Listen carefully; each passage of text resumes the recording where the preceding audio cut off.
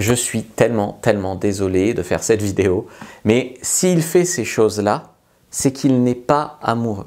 S'il agit comme ça, c'est que vous avez envie d'y croire, quoi, mais vous perdez vraiment votre temps dans cette relation.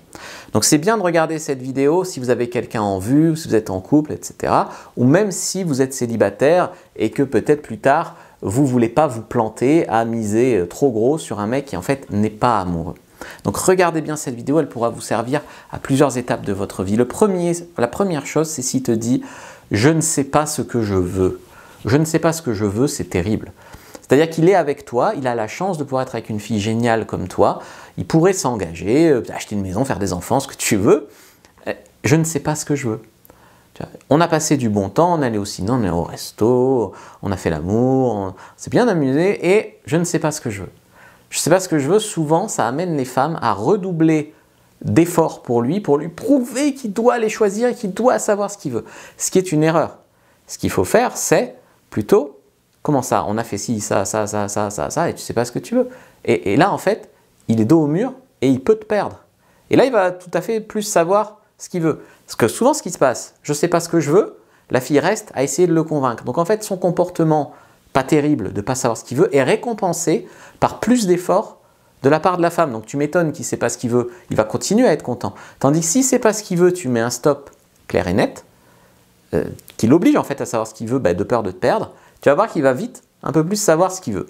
Donc ça, c'est important. Deuxième chose, c'est on verra bien où ça mène. Donc c'est aussi une variante. Tu cherches quoi comme relation, etc. etc. Oh, moi, m'engager, non, on verra bien où ça mène. Hein.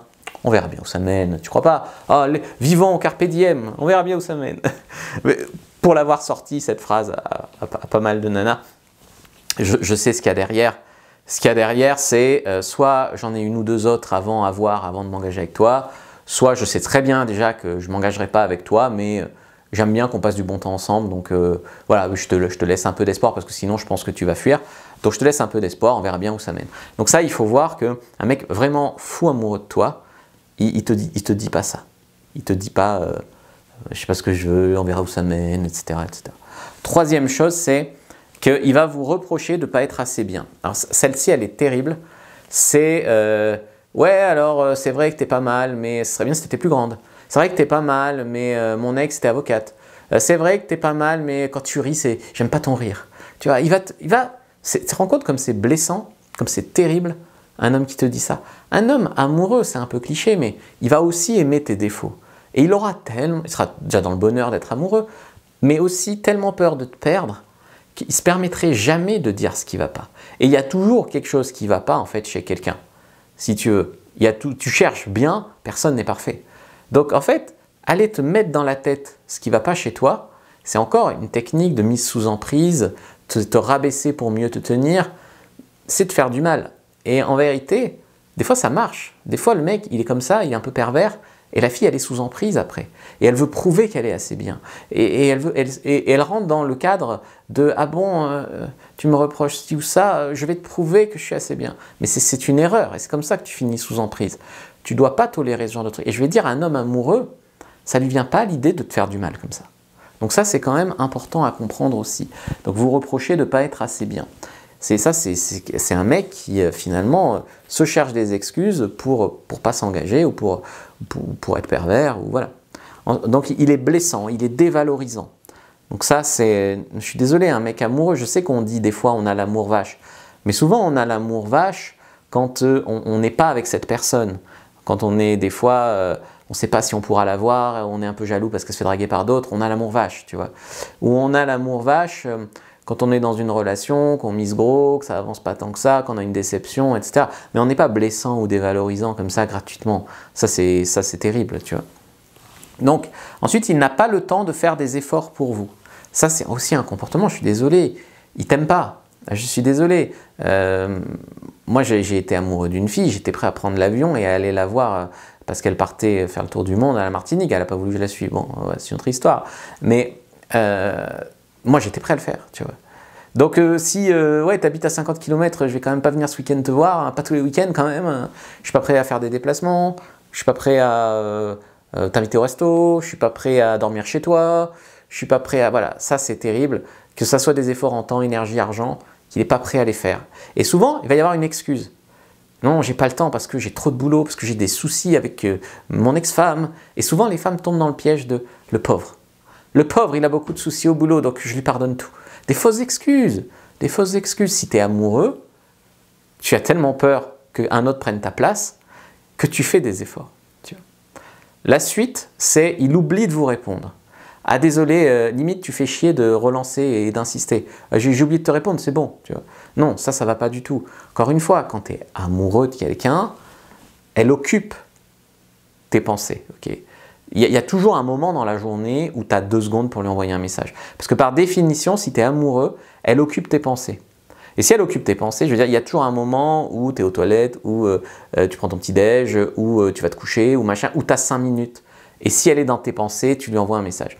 Des mecs qui te laissent toute la journée, des fois 2 jours, 3 jours, sans texto, c'est très mauvais signe. Et très souvent, on va encore chercher des excuses. « Oh, il n'est pas très texto dans la vie. » Ah, mais pas très texto, et toi tu vas subir ça longtemps. Donc il y a un moment, il faut lui dire une fois avec la CNV, quand tu m'écris pas de texto pendant X jours, je me sens, tu mets ce que tu te sens, est-ce que tu pourrais m'écrire un petit texto tous les jours? Je me sentirais beaucoup plus aimé, respecté, apprécié. Et tu lui dis une fois de le faire. Mais s'il ne le fait pas, il n'est pas amoureux, quoi. Ensuite, il vous cache des choses, il reste vague. Donc ça, c'est souvent le trompeur, quoi. Le trompeur, il va te cacher des choses. Le trompeur, il va, tu vois, embobiner la réalité, jouer sur les mots. Donc tout ça, des fois faire de l'inversion accusatoire, mais très souvent rester vague, jouer sur les mots. Non, oui, j'ai bu un verre avec une fille, mais c'est juste une copine. Non, on n'a pas bu un verre. Non, j'ai pas bu un verre avec une fille. Ah bon, on a fait un tour à moto, mais j'ai pas bu un verre, tu vois. Tu vois, c'est comme moi, une fois, j'avais dit à une fille, j'avais dit non, il n'y a pas tellement de filles qui est venue sur ce lit. Le lit, je venais de l'acheter, il était neuf. Mais tu vois, ça, il faut éviter. Le mec, il te mindfuck un peu, en fait. Il te raconte, il enrobe, il n'est pas exact, il reste vague, il ment, il embrouille dans les temps. Tu vois, aussi, quand il parle, un peu du présent, un peu du passé, un peu du futur. Il n'y a pas de cohérence et tu sens qu'on te ment. Et ça, en fait, c'est pas normal. Parce que justement, quand tu es vraiment amoureux d'une fille, t'as pas envie de la décevoir. Même si tu as fait de la prison, quoi. Tu vas dire, écoute, je ne te l'ai pas dit au premier rendez-vous parce que justement, je te trouvais super. Il faut que je te dise, il y a 10 ans, il y a eu une affaire, voilà, j'ai fait un peu de prison, mais tu sais, j'ai beaucoup appris, je ne le ferai plus jamais. Voilà, c'était une erreur de jeunesse, j'en sais rien. Il va te le dire. Tu vois, okay. Et ensuite, normalement, il ne cherche pas d'autres options.